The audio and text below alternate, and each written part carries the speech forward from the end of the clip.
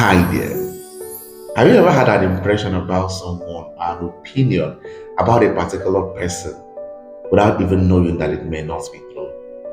Or does someone have an opinion or impression about you and deep within you, you know they are all lies? Listen, I had an experience that changed the way I think about people. A couple of years ago, while I was working as a seminarian in a particular community here in Rivers State, usually, I come out in the town to get a couple of things for my use while I was there. And on this particular Saturday, I had come to town and went to the house, picked up the car that I usually use to run around. And when I was done with shopping, going back to the house to go and drop the car may take me longer time, and I was already running out of time. So I beckoned on one of my cousins who was at home to help me come pick the car at the junction closest to the house. And when she came, we stood there for some minutes waiting for a bus that was going towards my direction, and none was forthcoming. So she suggested we should go a little further and we might find one. And while we were driving to the particular junction she recommended, behold, there was a bus that was coming right behind us and was signaling that location. So I waved the bus down and came down from the car from the driver's side.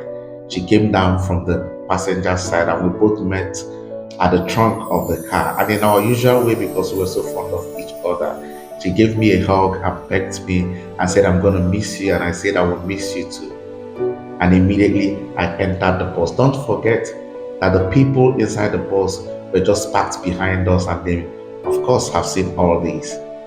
But when I got into the bus and sat down just right in front of the bus, behold, one of the passengers in the bus just tapped me from behind. And when I looked, it was a boy who also was from the community where I was working.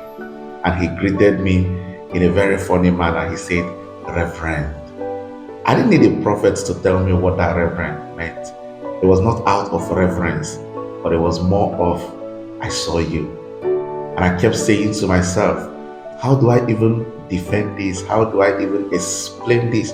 Well, I knew I had a lot to deal with eventually when I get to the community. And as time went on, I discovered in the community each time he sees me, his greeting has even doubled. He will greet me, "Reverend, Reverend." I knew what that meant as well.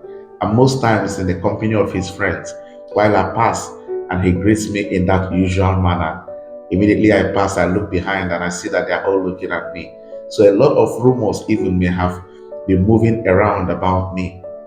But of course, their thoughts about me were all lies. St. Paul, in the first reading of today, writing to the church at Corinth, warns us sternly about premature judgment. Don't be quick to judge, and don't also be quick to action. God bless you and have a beautiful day ahead.